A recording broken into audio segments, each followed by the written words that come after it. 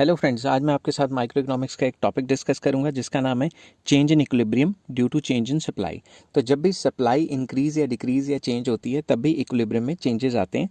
किस तरीके से आते हैं वो इस टॉपिक में हम डिस्कस करेंगे। तो इसमें दो सिचुएशंस हैं, increase in supply, decrease in supply. तो आपको पता है जब भी सप्लाई इंक्रीज होती है तो वो राइटवर्ड शिफ्ट होती है और जब भी सप्लाई डिक्रीज होती है वो लेफ्टवर्ड शिफ्ट होती है। तो अब इसके डायग्राम बनाते हैं और डायग्राम में देखते हैं कि ये क्या क्या होता है और कैसे कैसे होता है। ठीक है, मैं इसको डिमांड कर्व बना लेता हूँ। सबसे पहले दोनों डायग्राम्स में इकट्ठे बना लेता हूँ।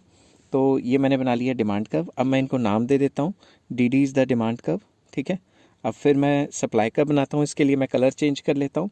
तो ये हो गई है सप्लाई कर्व पहले डायग्राम की, ये हो गई है सप्लाई कर्व दूसरे डायग्राम की।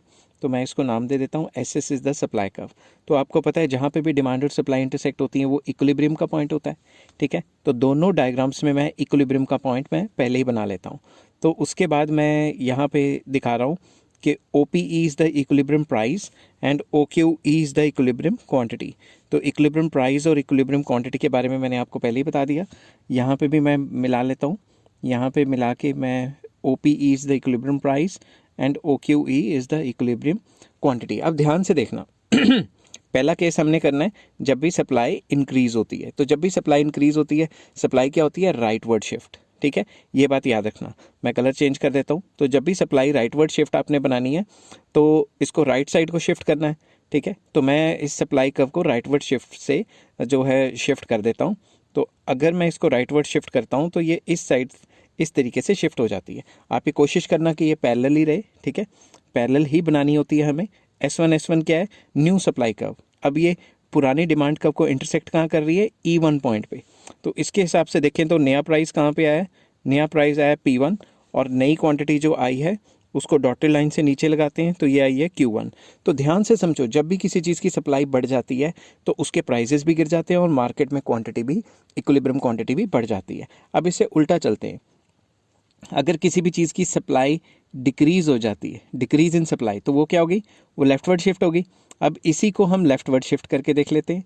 ठीक है, अगर इसी सप्लाई को मैं लेफ्टवर्ड शिफ्ट करता हूँ इस तरीके से तो नई सप्लाई कब हो गई, S1 नई नया इक्विलिब्रियम, जहाँ ये नई सप्लाई पुरानी डिमांड को काट रही है वो हो गया नया इक्विलिब्रियम E1।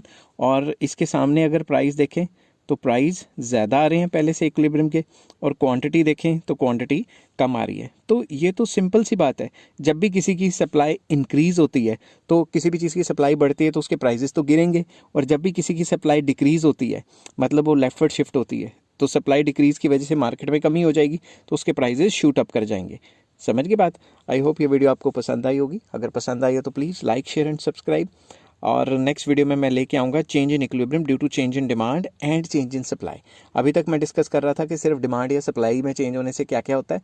अब मैं डिस्कस करूँगा कि दोनों के दोनों में चेंज होने से क्या होता है। Take care, have a nice day.